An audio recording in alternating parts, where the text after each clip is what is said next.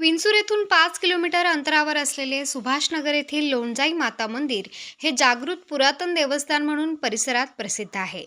दरवर्षीप्रमाणे या 27व्या वर्षी विंचूर येथील श्री स्वामी समर्थ केंद्राच्या वतीने हजारोंच्या संख्येने श्री स्वामी समर्थ महिला व पुरुष सेवेकऱ्यांनी देवी महात्मा पाठ वाचन केले। परमपूज्य गुरु माऊली अण्णासाहेब मोरे यांच्या आदेशाने नाशिक जिल्ह्यातून निफाड, चांदवड, मनमाड, नांदगाव, येवला, सिन्नर, नाशिक या शहरातील व विंचूर परिसरातील श्री स्वामी सेवेकरी महिला व पुरुष यांनी श्री क्षेत्र लोणजाई मातेच्या भव्य अशा मंदिरात नवरात्रीतील 5वी माळ, ललिता पंचमीच्या शुभमुहूर्तावर सामुदायिक श्री दुर्गा सप्तशती 2422 पाठ वाचनाचा कार्यक्रम संपन्न झाला। या पाठ करण्याचा हेतू या भारत मातेचे रक्षण व्हावे, परकीय आक्रमण होऊ नये, तसेच बळीराजा सुखी व्हावा, नैसर्गिक आपत्ती येऊ नये म्हणून या सामुदायिक पाठाचे विशेष महत्त्व सांगण्यात आले आहे।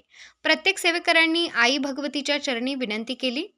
गुरु माऊलीने जो 1 कोटी वृक्ष लागवडीचा संकल्प केला आहे त्यासाठी स्वाभिमानाने सहभागी व्हा। कार्यक्रमाच्या शेवटी दिलीप चव्हाण व मधु बाबूराव दरेकर यांनी सहपत्नी महाआरती केली आहे।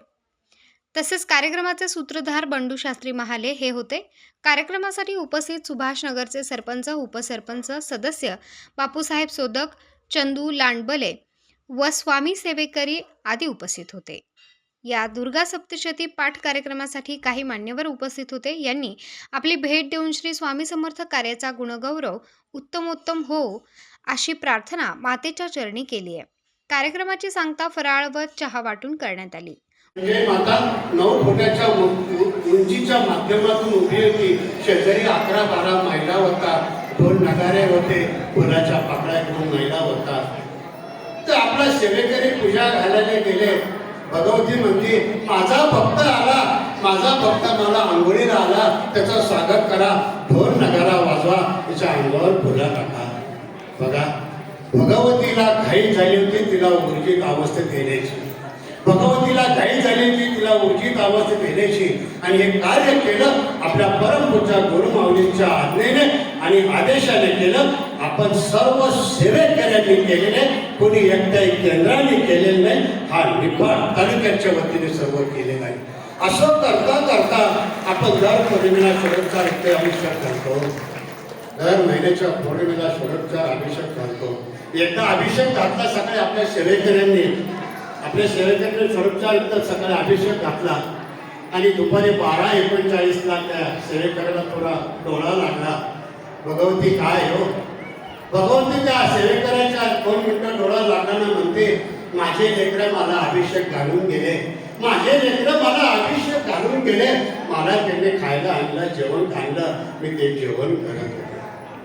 परिसज्जन, ही भूमी जागृत आहे, ही भगवती जागृत आहे। काय तुमची इच्छित मनोकामना आहे ती पूर्ण करण्याचं सामर्थ्य फक्त आई श्री लोणजाई मातेच्या चरणाजवळ आहे। म्हणून आपल्याला हात जोडून विनंती करतोय, आपल्या लोणजाई मातेची सेवा वर्षातून कवना एकदा आपण घेत चला आणि तिचा आशीर्वाद घेत चला, काय घेत चला।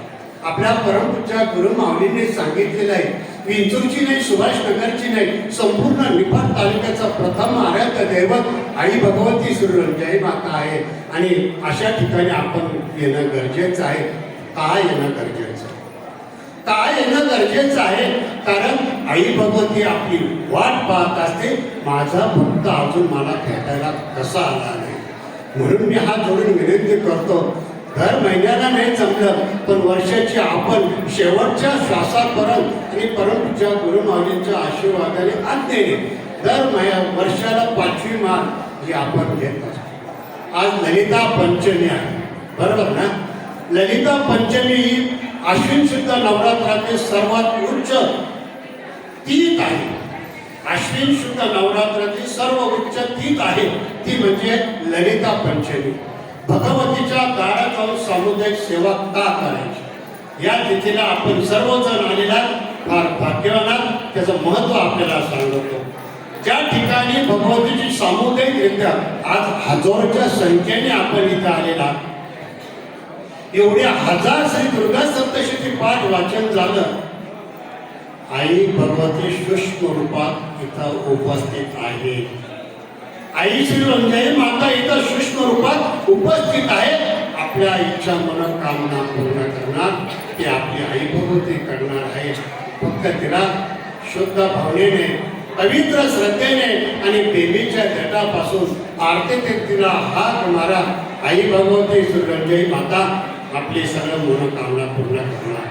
भाविक सज्जन, आपल्या लोणजाई मातेचा उल्लेख कुठे केलेला नाही.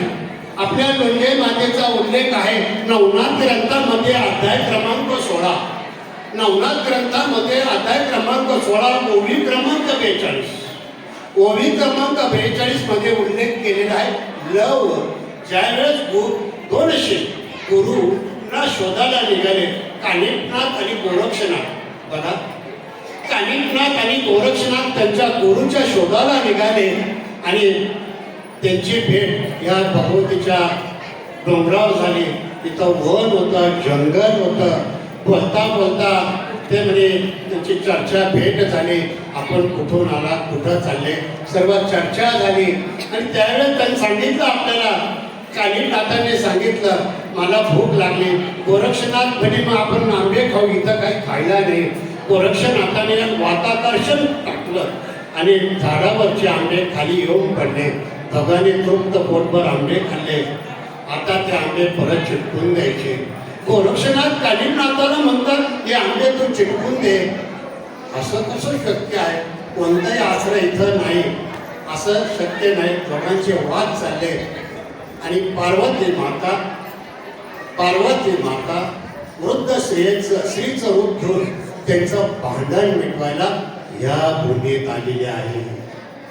ही भूमी तुम्ही आम्ही स्थापन केलेली नाही.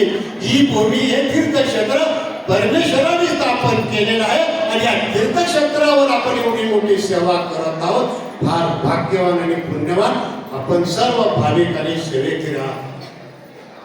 बोलण्यासारखा फार आहे, पण आज ललिता पंचमी आहे आणि अश्विन सुद्धा नवरात्रात एक व्रत करायचं असतं. उपस्थ करतो, पण एक व्रत म्हणजे कोणतं? प्रत्येकाने कुमारिका पूजन आपल्या घरात करायचं. आपल्या परमपूज्य गुरुमाऊली सांगतात, ललिता पंचमीच्या दिवशी आपल्या घरात कुमारिकेला बोलायचं. तिच्या पाय धुवून नाही जमलं तर कपाळी हळदी कुंकू लावून रुपया दक्षिणा देऊन तिचं पूजन करायचं. खऱ्या अर्थाने आपल्या कुलस्वामिनीचा आशीर्वाद त्यावेळेसच मिळतो. दुसरी गोष्ट, आपल्या घरात लहान मुलं, मध्यम वर्गाची मुलं आहेत. आज त्यांच्यासाठी परमपूज्य गुरु माऊलींनी सेवा दिलेली आहे. ललिता पंचमीच्या सोमवारावर आई भगवती सरस्वती माता खऱ्या अर्थाने आशीर्वाद द्यायला आपल्या लहान मुलासाठी येत असते.